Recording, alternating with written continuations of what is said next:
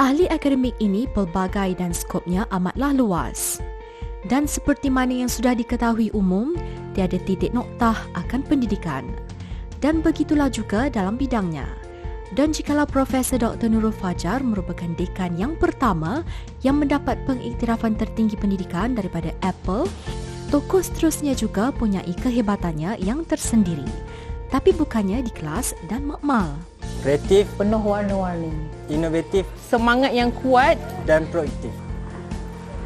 Sejarah telah menunjukkan hubungan yang erat antara manusia dan juga kuda, terutamanya daripada aspek peperangan. Kuda juga adalah haiwan yang diberikan penghormatan yang tinggi. Namun kuda masih lagi jauh daripada diri masyarakat kita. Walau bagaimanapun, tokoh kita pada minggu ini telah menongkah arus dan mendalami haiwan ini. Ikutilah kisah Datuk Dr. Nik Rahman.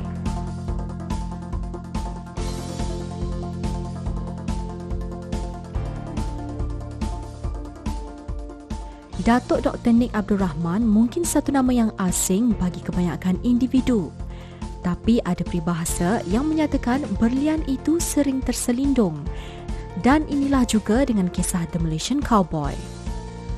Datuk Dr. Nik Abdul Rahman atau lebih mesra dipanggil Datuk Nik adalah anak jati Kelantan yang bangkit menjadi rakyat Malaysia yang pertama punyai PhD dalam bidang kuda dan antara perintis bidang bioteknologi dalam susu kuda di Nusantara ini. Baiklah Datuk, boleh tak Datuk ceritakan sedikit latar belakang Datuk sendiri? Nama saya Nik Abdul Rahman, berasal daripada Kelantan. Kemudian tahun 1997 saya telah memasuki perkhidmatan polis PJRM sebagai seorang pegawai polis berpangkat inspektor. Tahun 2011 selepas tamat pengajian di UK, saya telah memilih untuk bersara awal, iaitu pada umur 55 tahun. Tugas terakhir saya adalah di Bukit Aman, Kuala Lumpur. Bukit Aman, Kuala Lumpur. Tapi macam mana tu boleh memulakan minat di dalam bidang kuda ni? Tahun 1995, secara tidak langsung, saya telah bertemu dengan seorang lelaki yang mengatakan bahawasanya susu kuda ni adalah baik untuk kanser. Jadi saya rasa was-was pasal ramai orang sakit, terutamanya leukemia lah, mengikut lelaki ni kan, kata bahawasanya susu kuda dapat merawat leukemia. Tahun 1997, saya telah membuat kerjasama dengan Profesor Rosita Rosli dan juga Profesor Sazali Abu Bakar. Jadi sebagai seorang pegawai polis, untuk mengesahkan sesuatu itu saya rasa lebih baik kita menyiasat perkara ini sama ada betul ataupun tidak. Setelah kajian dibuat oleh DPM di bawah kelolaan Rosita Rosli, didapati bahawa susu kuda ini adalah baik untuk leukemia yang mula-mula kita buat. Dapat mengawal dan juga mematikan sel-sel kanser itu 50 dan 60%. Daripada situ saya mulalah menceburkan diri dalam bidang yang berkaitan dengan kuda, iaitu training dan juga education dan termasuk acara, itu event. Bertitik tolak daripada pertemuannya dengan lelaki dari Irian Jaya Indonesia menjadikan Datuk Dr. Nik Rahman sangat teruja untuk terus mengkaji akan susu kuda. Di tanah air, hingga ke hari ini, khasiat susu kuda masih belum dieksplorasi sepenuhnya. Dan hal inilah yang mahu diubah oleh Datuk Dr. Nik Rahman. Okey, baik Datuk. Tapi aktiviti Datuk secara amali bersama kuda-kuda tersebut bermula tahun bila tu? Saya tahu tu tidak berapa ingat. Cuma semasa saya masih kecil, belasan tahun, saya pernah menunggang kuda bernama Johnny. Johnny. Tapi minat tu tidak timbul. Cuma saya cuba belajar kuda bernama Johnny yang dipunyai oleh Hajah Fatimah, seorang peniaga butik di Kelantan. Pasal apa, saya tidak mampu untuk memiliki kuda sendiri, jadi kuda ni lah yang menjadi tunggangan pertama saya. Saya ingat tahun 72 atau tahun 73. 72, 73. Lama tu Datuk. Ya. Okey, tapi setahu saya lah kuda-kuda Datuk terdapat di Irian Jaya Indonesia. Macam mana tu Datuk membawa minat tu balik ke tanah air kita ni? Oleh kerana saya ingin mengetengahkan produk ini pasal saintis-saintis pun berasal daripada Malaysia. Saya berasal daripada Malaysia. Jadi saya cuba ketengahkan produk-produk dan juga hasil kajian ini adalah daripada Malaysia. Oleh kerana tempat di Malaysia ini mungkin tidak begitu luas dan mungkin juga tidak sesuai dari segi pemakanan kuda, saya biarkan kuda-kuda berada di Indonesia. Dan untuk meneruskan satu perniagaan dan juga minat yang dirasakan sangat berisiko, bukanlah sesuatu yang mudah bagi bekas pegawai polis ini. Namun, dia punya sistem bantuan yang sangat hebat sekali. Tak lain dan tak bukan isterinya sendiri yang juga punya minat mendalam dalam bidang kuda ini. Okey, semasa kami di Pontian dan di Mersing, kami memelihara kucing, ayam Belanda, arnab, sebab ketika baru berkahwin saya belum boleh zuriat lagi, dan kebetulan saya pun memang seorang suri rumah full time lah. Walaupun kami daripada latar belakang yang berbeza, bermakna saya berasal daripada Johor Bahru, dan kebetulan bila ialah jodoh dengan Datuk, Datuk berasal daripada Kelantan. Di situ saya melihat Datuk berasal daripada, boleh dikatakan orang yang susah sikit lah. Jadi bila dia join PDRM dan etc. So daripada situ, daripada orang kata susah senang, saya bersama dengan dia lah. Tapi Alhamdulillah saya sebagai seorang isteri, walau macam mana pun saya mesti bagi sokongan padu kepada suami kita kan. Jadi daripada situ sampailah hingga sekarang. Dan sudah hampir 40 tahun mendirikan rumah tangga dan dikurniakan seorang putera dan cucu puteri, nyata menjadi pelengkap kehidupan Dato' Dr. Nik Rahman dan Datin Nur Hayati. Tapi manusia mana yang takkan diduga? Menjadi yang pertama mempunyai pendidikan tertinggi dalam bidang equestrian ini meletakkan nama Dato' Dr. Nik Rahman dikenali ramai bukan sahaja di negara kita, malah di seluruh dunia. Datuk juga antara yang pertama menembusi pasaran negara dengan produk berasaskan susu kuda. Namun di sebalik setiap kejayaan, pasti ada kisah suka duka di sebaliknya. Dan bagi Datuk, sebuah gempa yang tidak disangka menggempakan kehidupannya. Gempa bumi Nepal pada tahun 2015 dengan magnitud 7.8 megawatt berlaku jam 11.56 pagi pada hari Sabtu 25 April 2015. Pusat gempa kira-kira 34 km di tenggara bandar Lamjung, Nepal pada kedalaman kira-kira 15 km.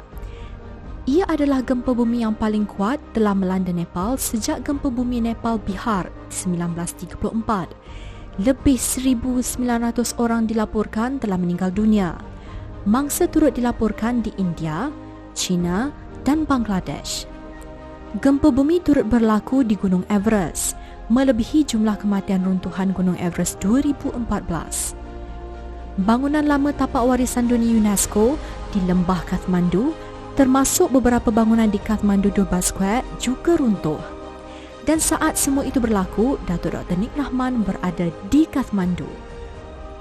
So semasa kejadian gempa bumi di Nepal, memanglah sebagai seorang isteri saya rasa sedih, takut, bermacam yang berkecamuk dalam fikiran saya. Tapi saya terpaksa menunjukkan ketabahan diri saya untuk anak-anak dan terutama sekali untuk cucu yang orang kata masih dalam hari lagi lah. So cuma yang saya dapat lakukan, saya panjatkan doa mudah-mudahan Datuk selamat lah. Dan saya rasa terlalu risau ketika saya tidak dapat menghubungi dia dan tak ada maklum balas langsung daripada Nepal selepas kejadian tu selama 3 hari. Jadi saya masa tu pun orang kata rasa panik juga kan. Saya telefon ke rakan sekerja Datuk. Lepas tu saya telefon ke kedutaan Malaysia kita di sana, dan alhamdulillah bila dah dapat berbual dengan Datuk, pihak kedutaan kata Datuk selamat. Saya rasa lega lah, dan saya serahkan keyakinan saya kepada Allah Taala.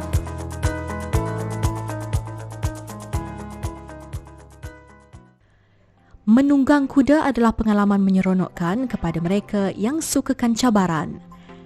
Namun tidak ramai berpeluang mencubanya kerana kemudahan terhad dan tanggapan bahawa aktiviti ini memerlukan kos mahal. Ironinya, berkuda bukan sekadar menyihatkan mental dan fizikal, malah mendisiplinkan diri dalam kehidupan seharian kerana bukan mudah mendekati seekor haiwan yang sifat semula jadinya kasar, liar dan kuat.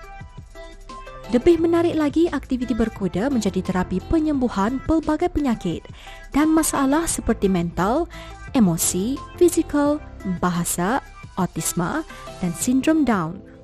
Sukan berkuda inilah yang menjadi aktiviti sekeluarga sambil meluangkan masa bermesra dan berinteraksi dengan haiwan berkenaan di ladang miliknya. Sekarang ni cara pemasangan lah kuda sebelum kita tunggang. Sebenarnya tempat ini dibuka pada tahun lepas.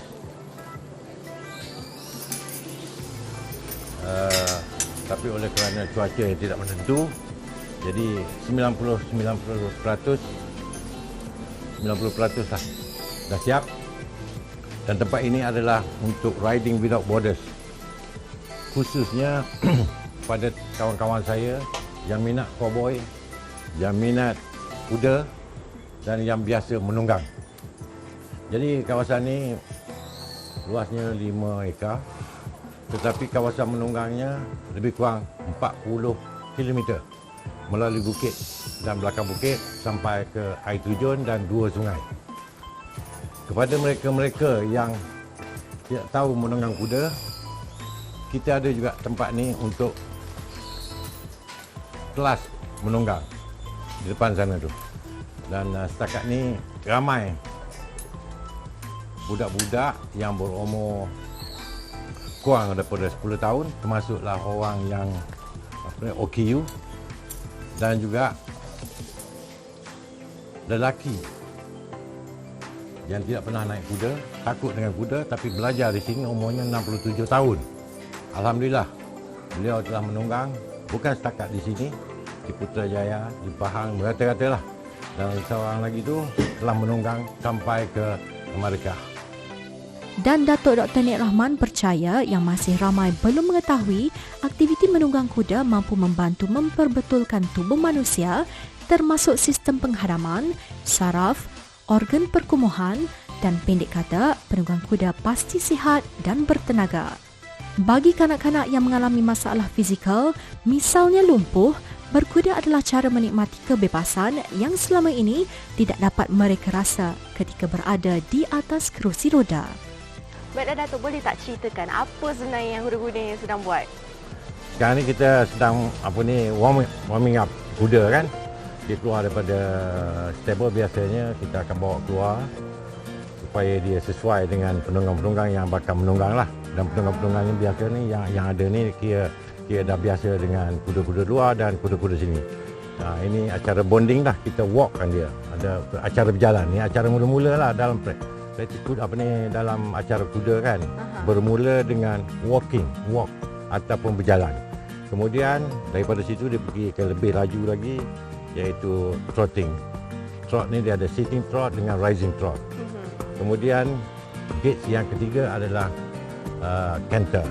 Pun boleh buat juga dalam sini. Cuma gallop tu yang paling laju tu hingga 70-80 km tak boleh dibuat di sini. Itu orang pro. Maknanya memang setiap hari memang kena keluarkan mereka berjalan. Macam mana? Tiap-tiap kuda perlukan latihan macam ni ataupun lepaskan di paddock tanpa penunggang supaya apa makanan dan protein dia ada kan dia boleh keluarkan. Kalau tidak, kuda ni kan lebih protein, lebih makanan, dia akan lebih kuat. Jadi nak tunggang dia pun susah. Pengetahuan yang cukup luas dalam bidang kuda ini tidak hanya untuk dirinya sahaja. Kerana dengan pengetahuan dan cintanya terhadap haiwan ini telah diturunkan kepada satu-satunya anak beliau, iaitu Nik Ahmad Mahir. Dan menariknya adalah cucunya yang baru berusia 4 tahun sudah boleh menjinakkan kuda. Dia adalah salah seorang idola besar saya yang agak kreatif, proaktif dan inovatif. Apa-apa sahaja yang kita hadapi, dugaan kita kena hadapi dengan berani. Dan kalau boleh create something yang different daripada orang lain. Dia sebab kuda adalah satu bidang yang luas. Jadi bagi saya dia banyak potensi untuk memperkenalkan lagi kuda kita pada orang-orang luar. Sebab sekarang ni banyak kita beli makanan pada luar. Sepatutnya kita boleh buat create sendiri makanan. So Datuk banyak juga memberi inspirasi kepada kita macam mana kita nak marketing makanan daripada luar, pakaian. So alatan sebenarnya banyak orang-orang kita sendiri yang boleh buat. Sampai macam kalau kita sendiri pun kita tempah dengan orang tempatan kita sendiri. Kita tak ada beli pada luar. Seharian bersama dengan Datuk Dr. Nik Rahman dan keluarganya menyedarkan saya bahawa setiap haiwan ciptaan yang maha berkuasa itu sangat unik dan punyai kepentingannya yang tersendiri. Cuma tinggal kepada kita sahaja untuk menerokainya. Dan dengan adanya kajian-kajian daripada Datuk Dr. Nik Rahman, beliau berharap agar susu kuda mampu menjadi jawapan kepada penyakit kronik yang menjadi virus generasi kini. Tapi apa lagi perancangan Datuk seterusnya selain membuka akademi ini? Perancangan saya suka untuk membuat lagi kajian bersama-sama dengan mungkin orang lama ataupun profesor-profesor baru untuk diversify susu kuda yang ada ni untuk menjadikan minuman, makanan kesihatan dan juga untuk penjagaan kulit, tapi khususnya untuk kesihatan dalam bentuk lotion, sabun ataupun minuman. Dan benda ini, produk ini saya bercadang untuk diekspor keluar negara. Baiklah.